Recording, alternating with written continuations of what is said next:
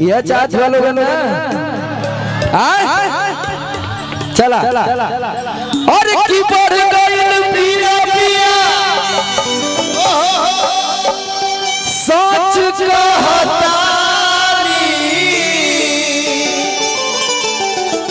अच्छा सही बताइए यही गाना कितना लोग सुन रहा है तो हमारे साथ नचवा लोगों ने गमछा हिला के चला कि जैसे चूहे महुआ राजा चूहे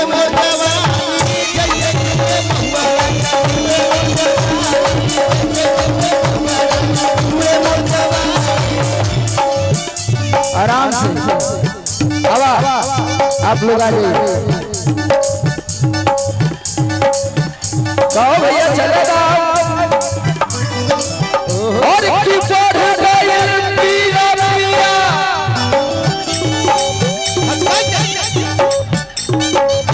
और बढ़ गइल पिया पिया सच कहतानी।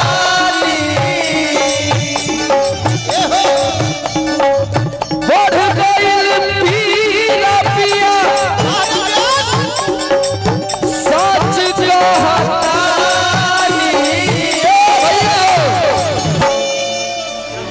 अब आगे चला हर की जैसे चूहे महुआ राजा चूहे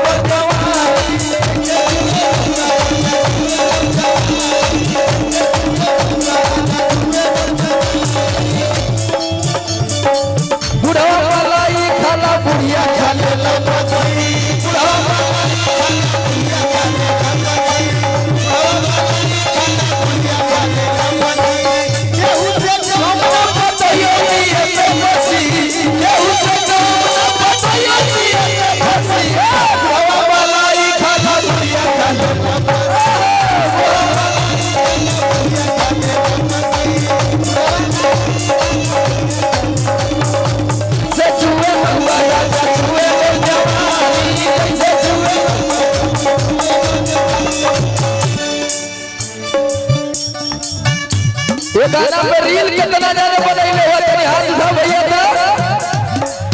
तब बता हम कहीं के ओकर 1.5 की 4 मिलियन रील कैसे हो गए दिखाल भी रील पड़ी ना देखते देखो चैती बयलिया मचौले बताबाही बयलिया मचौले बताबाही चैती बयलिया मचौले बताबाही कह दिया मेरा रुआ भैया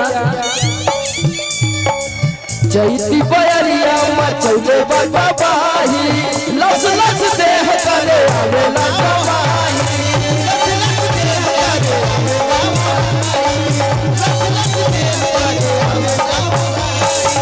चैती बयलिया मचौले बताबाही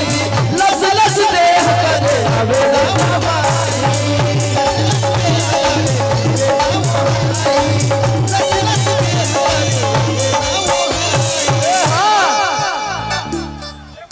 आज और की कैसे जाके दुख और जाऊ हो बखानी राजा कैसे जाके दुख ए राजा हम बखानी। चला तैयार हुआ लोग नाचे बजे अब कि जैसे चूहे महुआ राजा चूहे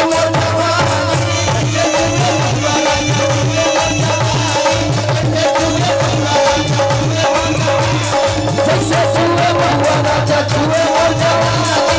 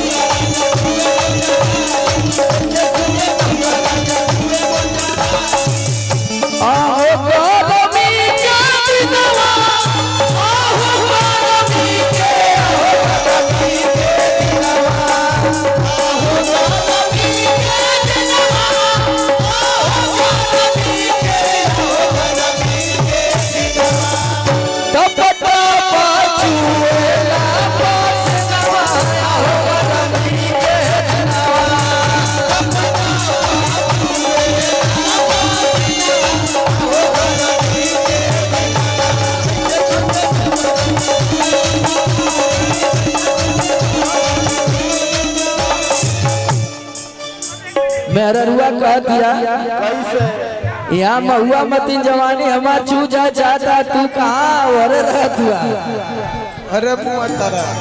कहा दिया कि बहरा में तो कि बहरा में तू तो करता ड्यूटी ए राजा जी कवन ड्यूटी करता रहा चुना फैक्ट्री असगर बिगाड़ जाता हमारो ड्यूटी सगर बिगाड़ जाता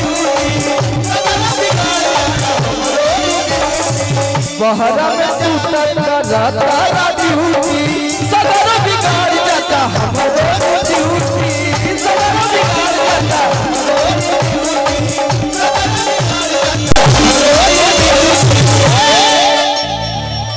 ए राजा जी ए का हो कह दिया कि ए राजा जी कि बहरा में तू तो करता